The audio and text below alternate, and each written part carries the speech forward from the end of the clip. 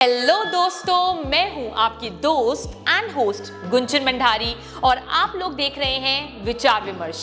आज हम आप सबके लिए लेकर आए हैं एक नई सीरीज जिसमें होंगे कुछ इंटरेस्टिंग हाइलाइट्स, कुछ इंटरेस्टिंग क्लिप्स और ये कुछ इंटरेस्टिंग क्लिप्स होंगे हमारे लेटेस्ट पॉडकास्ट से सिर्फ और सिर्फ आप लोगों के लिए। और ये छोटे छोटे क्लिप्स में आपको केवल एंटरटेनमेंट ही नहीं मिलेगा, ये केवल आपको एंटरटेन ही नहीं करेंगी, लेकिन उसी के साथ ये आपको देंगी एक नया पर्सपेक्टिव, एक नई सोच और उसी के साथ ही आपके लेकर आ रही हैं नॉलेज का एक टेस्टर, नॉलेज का एक नया बैंगर भी। तो थोड़ा देखिए, थोड़ा सीखिए और थोड़ा सोचिए भी। और अगर आपको हमारी छोटी छोटी क्लिप्स, छोटे छोटे हाइलाइट्स पसंद आते हैं, जो कि हम उम्मीद के साथ कह सकते हैं, हम गारंटी के साथ कह सकते हैं कि आपको जरूर पसंद आएंगे, तो आप YouTube पर जाकर हमारा पूरा पॉडकास्ट, हमारा फुल पॉडकास्ट देखना मत भूलिए और उसको जाकर जरूर देखिए और हमारे साथ इस ज्ञान की जर्नी में जुड़ जाइए। तो चलिए बिना किसी देरी के शुरुआत करते हैं। आप जाकर हाइलाइट्स देखिए और नॉलेज बेंच शुरू करिए। एक स्टेटमेंट है कि एक्टर सेट का गुलाम होता है। तो मैं ये आपसे जानना चाहती हूँ कि आप इस स्टेटमेंट से किस हद तक सहमति बरतते हैं या आपको लगता है कि स्टेटमेंट बिल्कुल गलत है। तो आप इस स्टेटमेंट पर क्या बोलना चाहते हैं? बिल्कुल गलत है। सेट का गुलाम, सर, सेट का गुलाम यानी कि जैसे मान लीजिए अगर कोई भी एक्टर स्टेज पर जाता है और अगर मान लीजिए उसको कोई चेयर उठाकर रखनी है अपने मतलब अपने कंफर्ट के लिए, या उसको कुछ एक्ट में कुछ भी चेंजेस होते हैं कभी कभी, तो वो उस एस्पेक्ट में होता है कि गुलाम, मैं उस एस्पेक्ट में बोल रही हूँ। तो आप मानते हैं कि अगर अगर कोई भी एक्टर स्टेज पर काम कर रहा है तो उसको स्टेज को अपना बना लेना चाहिए, उसको ये मानना चाहिए कि मैं यहाँ पर कोई, मतलब अगर हम एक बिजनेस में भी बात करें तो वो ये होता है कि आपको कुछ भी बिजनेस को शुरुआत करने से पहले आपको उस बिजनेस का नौकर बनना पड़ता है, तब आप उसका मालिक बन सकते हैं। तो आप इस स्टेटमेंट से राजी नहीं? मैं गुलाम तो नहीं कहूंगा, लेकिन मैं कहूंगा हाँ, आपको हैबिचुअल होना चाहिए उसके साथ, अपना उसके दोस्ताना होना चाहिए। बिल्कुल।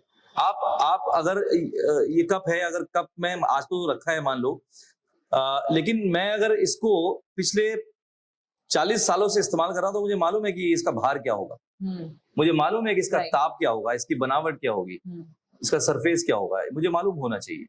अगर मैं पहली बार सेट पर जा रहा हूं और मैंने उठाया, मुझसे गिर गया, मैं असहज हुआ, तो ये गुलामी की से कहना से ज्यादा बेहतर रहेगा कि आप उसके साथ दोस्ताना हो जाएं। सेट के साथ, अपने प्रॉप्स के साथ दोस्ताना होना चाहिए हम लोगों को, उसको अपना मानना चाहिए, उसको अपना बना लेना चाहिए। बिल्कुल सर। सर, एक चीज बहुत मायने रखती है कि जब आप कोई भी एक्ट का निर्देशन करते हैं तो आपको उसका आउटपुट देखने को अगर अच्छा मिलता है तो आपके दिल को तसल्ली मिलती है। लेकिन वहीं पर अगर कोई जैसा आउटपुट चाहते हैं और जब आप रिहर्सल्स करा रहे होते हैं तो कोई भी एक्टर वो एक्सप्रेशन को पकड़ नहीं पा रहा होता है जो आप चाहते हैं कि वो पकड़े, और आपको चाहिए कि वो एक्सप्रेशन आना चाहिए, तभी वो स्पेसिफिक आउटपुट निकल कर आएगा। तो कभी ऐसा हुआ है कि कभी आपको खुद वो पर्टिकुलर सीन कर दिखाना पड़ता हो और उसके बाद भी एक्टर को नहीं आता हो? मतलब कितने टेक्स तो काफी लगता है, लेकिन कभी ऐसा हो कि आपको खुद करके दिखाना पड़ा हो उसे? नहीं, वैसे मेरा ये मानना है कि हमें अभिनेताओं को बैसाखी नहीं देनी चाहिए, क्योंकि मैं करूंगा, उनको समझाऊंगा तो वो एक नकल हो जाएगी, फिर वो वही करेंगे जो मैं कर रहा हूँ और फिर उसका अपना खत्म हो जाएगा। बिल्कुल। तो हमें इस तरीके से उसको उसको इस तरीके से समझाना है, बताना चाहिए कि वो आउटपुट निकाले, वो चीज निकाले, बेहतर निकाले। और क्योंकि बैसाखी आपने दे दी तो फिर वो अब शाहरुख तो एक ही है, तो आपको कभी खुद करके दिखाना नहीं पड़ा? बहुत बार दिखाना पड़ा मुझको, लेकिन मैं इससे मतलब असहमति रखता हूँ, सहमत नहीं हूं मैं इससे। मतलब आज से 10 साल 15 साल पहले मैं ऐसा करता था, फिर जब हम लोग ने इम्प्लीमेंट की चीजों को तो धीरे धीरे समझ में आती है चीजें कि नहीं, गलत है ये।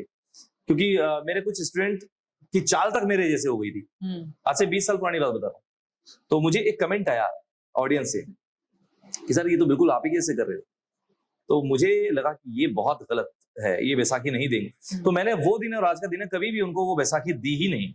मैंने कहा ये कैरेक्टर है, ये ब्रीफ है, तुम्हें जो इससे पूछना है, जो सवाल करना है मुझसे करो, मैं तुम्हें पूरे जवाब दूंगा इसके, लेकिन करके नहीं दिखाऊंगा, आप खुद करोगे उसको, क्योंकि आप बनो, आपका अपना फ्लेवर आना चाहिए, मेरा फ्लेवर उसके अंदर दिखना नहीं चाहिए। सर, आप मानते हैं कि एक्टर्स को फ्री रखना चाहिए जब वो डायलॉग्स बोलते हैं? बेशक फ्री रखना चाहिए। जैसे कि कुछ एक्टर्स कभी जो डायरेक्टर होते हैं उनको बोल देते हैं कि आप क्यों चाहते हैं कि ऐसा पर्टिकुलर सीन का ग्राफ यही हो, या कभी ऐसा हुआ हो कि कभी जैसे अगर आप कह रहे हैं कि आप सहमति रखते हैं कि एक्टर्स को फ्री रखना चाहिए उनके डायलॉग्स में, तो कभी ऐसा हुआ हो कि उन्होंने जो पर्टिकुलर स्क्रिप्ट है, उनका डायलॉग है, उसके अलावा भी उन्होंने जब वो अपने भाव से कोई ऐसी वाक्य बोला हो या ऐसी कोई लाइन बोली हो जो जिससे पूरे एक्ट को बदल दिया हो या और खूबसूरत कर दिया हो, ऐसा कभी हुआ है? हाँ, बहुत बार। तो फ्री बहुत रखना चाहिए। बिल्कुल फ्री रखना चाहिए, क्योंकि वो उनका आउटपुट आएगा सर और लेकिन वो बेहतर आ सकता है। सर लेकिन ऐसा होता है कि अगर हम एक एग्जांपल लें कोई म्यूजिक कंपोजर और एक सिंगर का, तो अगर म्यूजिक कंपोजर वही है जो म्यूजिक आपको लिख कर देगा लाइंस, और सिंगर को सिर्फ वहां पे गाने का काम होता है। अगर सिंगर आकर म्यूजिक कंपोजर को ये बोलता है कि आप इस लाइन में ये ऐड कर दीजिए, इस लाइन को या इस वर्ड को डिलीट कर दीजिए, तो वो गलत नहीं मानते आप? कि ऐसा- नहीं होता है ऐसा। ऐसा होता है, बहुत होता सारी है। जगहों पर होता है ऐसा। आपसे डिस्कस होता है हम्म, कि यहाँ पर ना मैं थोड़ा आलाप लेना चाहता हूँ, इसमें मुझे यहाँ पर एक मात्रा की कमी लग रही है, तो उसको आप फ्री क्या रखते मैनेज हैं। कर सकते हैं इसको? हम्म, तो वो डायरेक्टर से पहले अपनी बाकायदा रिस्पेक्टफुली पूछेगा वो। ऐसा नहीं है, पूछेगा कि सर मैं, हाँ बिल्कुल फ्री रखना चाहिए, मैं मानता हूँ इसको। हम्म, बिल्कुल सही, बिल्कुल सही सर। सर जैसे कि आजकल मैंने बात करी कि डिजिटल दुनिया काफी तेजी से बढ़ रही है और लोग काफी स्क्रीन से चिपके हुए हैं आजकल। मोबाइल स्क्रीन हो गई, कैमरा हो गया, लैपटॉप हो गया, सबसे वो पूरा दिन उसमें लगे रहते हैं और इस वजह से वो अपने करियर पे भी काफी ध्यान कम देना शुरू हो गए हैं। इस बीच आपको क्या लगता है कि थिएटर का भविष्य क्या होगा? क्योंकि थिएटर में अगर आप देखें तो थिएटर बहुत समय पहले से चला आ रहा है, तो आने वाले भविष्य में थिएटर आप किस प्रकार से देखते हैं, या आप क्या चाहते हैं कि थिएटर में ये चीज इनकलकेट होनी चाहिए, ये चीज डालनी चाहिए उसको और उभारने के लिए? उसका भविष्य क्या हो सकता है? देखिए, आज से अगर मैं 20 साल पहले की बात करूं तो थिएटर में म्यूजिक या बहुत सारी चीजें लाइव दिया जाती थी, लेकिन 10 साल और आगे चले जाओ आप, तो धीरे धीरे थोड़ा सा उसके अंदर आधुनिकता आई, चेंजेस आए। और आज की दौर में मैं बात करूं तो बहुत मॉडर्नाइजेशन हो चुका है, काफी आधुनिकरण हो चुका है। जैसे कि बहुत अब लाइट्स का बहुत अच्छा यूज करने लगे हैं, पहले भी करते थे। अब चूंकि लाइट्स बहुत बेहतर उपलब्ध हैं मार्केट में, हमारे पास स्टेज पर जो लाइट्स होती जो, हाँ, जो स्टेज लाइट है, जो प्रॉपर लाइट्स हैं, पहले हमारे पास बहुत गिनी चुनी लाइट्स होती थी, पार हो गई, बेबी हो गई, अभी बहुत सारी लाइट्स हैं जो हम यूज करते हैं अपने नाटकों के अंदर। अब तो सब कंप्यूटराइज्ड लाइट्स हैं, तो अब वो आधुनिकीकरण तो हुआ है नाटक का, और स्क्रिप्ट्स अब काफी नई भी आ रही है, नई सोच आ रही है, बहुत सारे नए राइटर्स आए हैं तो जिन्होंने बिल्कुल बदला है उस सिनेरियो को, उसकी एक क्या बोलते हैं उसको प्रॉपर तरीके से तोड़ के रख दिया है। मोनोटोनस एक रूपता जो थी उसको ब्रेक किया उन्होंने। मतलब हमने देखा है कि काफी लोगों को रुचि आई है थिएटर में। रुचि आई है क्योंकि ओटीटी बहुत सारी चीजें बढ़ गई हैं, और हर शायद पेरेंट्स चाहते हैं कि मेरा बच्चा उस मुकाम पर पहुंचे आज की तारीख में, जो पहले बहुत ही अलग नजरिए से देखा जाता था अभिनय की लाइन को, आज वो प्रोफेशनल तरीके से देखने भी लगे हैं, एज अ प्रोफेशन देखने लगे हैं। क्योंकि आप देखिए ना, बहुत सारे इंस्टीट्यूट खुल गए हैं, चाहे वो FTII हो, NSD हो, भारतीय हिंदू नाटक अकेडमी हो, या फॉरेन चले जाओ, राडा हो, बहुत सारे इंस्टीट्यूट इस तरीके के हैं जो बेहतर रिजल्ट दे रहे हैं। सर लेकिन आपको क्या लगता है कि जब आपने भी थिएटर को ज्वाइन करा, तो एक ऐसी क्या चीज है जो बच्चों को, जो लोगों को थिएटर की तरफ आकर्षित करती है? मतलब ओवर मूवीज में बात कर रही हूँ यहाँ पर, क्योंकि कंपैरिजन काफी रहता है, डायरेक्शन दोनों में सेम है, लगभग सेम है जैसा आपने भी कहा, लेकिन थिएटर और मूवीज में फिर भी एक अंतर है, एक माइनर लाइन का अंतर है।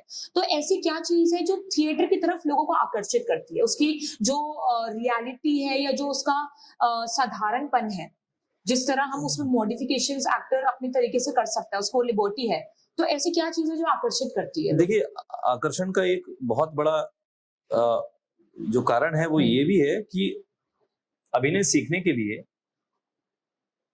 हर किसी के पास ना तो उतना धन होता है, और ना ही FTI में हर कोई एंट्री ले पाता है, क्योंकि वहां पर लिमिटेड सीट्स होती हैं। जैसे कि आप NSD की बात करो तो 26 सीटें हैं, लेकिन जो इंटरव्यू देते हैं, जो रिटर्न देते हैं, वो देते हैं 10,000, 20,000, 50,000, तो नहीं होते। तो उनके पास और ऑप्शन क्या रह जाता है? थिएटर। तो वो थिएटर में अपने आप को तराशने, मांझने के लिए थिएटर में आते हैं। तो रुचि उनकी पहले थिएटर नहीं होते ऑप्शन, ऐसा होती है, लेकिन चूंकि ये जो माया नगरी है ना, ये सबके लिए बहुत इंपॉर्टेंट है। हर कोई चाहता है कि ये मेरा लेकिन बॉलीवुड में जाना बहुत मुश्किल भी है। उसमें आप देखें तो बहुत अगर हम एक वर्ड, काफी नेपोटिज्म काफी यूज होता है वर्ड, तो वहां पर एंट्री करना काफी मुश्किल है। अगर हम देखें रादर देन सेलिब्रिटी किड्स, और अगर हम एक फ्रेशर के तरीके से जाएं तो हमें काफी सालों लग जाएंगे। और बेशक। ये भी पक्का नहीं है कि वहां पर हमारा कोई मतलब हम वहां पर छा भी पाएंगे, एक नाम हमारा हो भी पाएगा या नहीं हो पाएगा। नहीं, अगर आप टैलेंटेड हैं, आपके अंदर हुनर है, तो बेशक आज नहीं कल नहीं आपको लोग देखेंगे, देखना पसंद करेंगे। सर लेकिन अपॉर्चुनिटी छीनी जाती है, वो छीनी जाती है। आप ऑडिशंस क्रैक करें, यही उपाय है। मैं बता रहा हूँ, मैंने 500 लोगों की भीड़ में ऑडिशन दिए हैं, क्रैक भी किए हैं, और ऐसा कुछ नहीं। मूवीज के भी और सीरियल्स के भी क्रैक किए हैं। अगर आपके अंदर हुनर है, टैलेंट है, आप पक्का आज नहीं कल ही नजर में पक्का आ जाओगे। मेहनत कहीं ना कहीं रंग लाएगी। रंग लाएगी।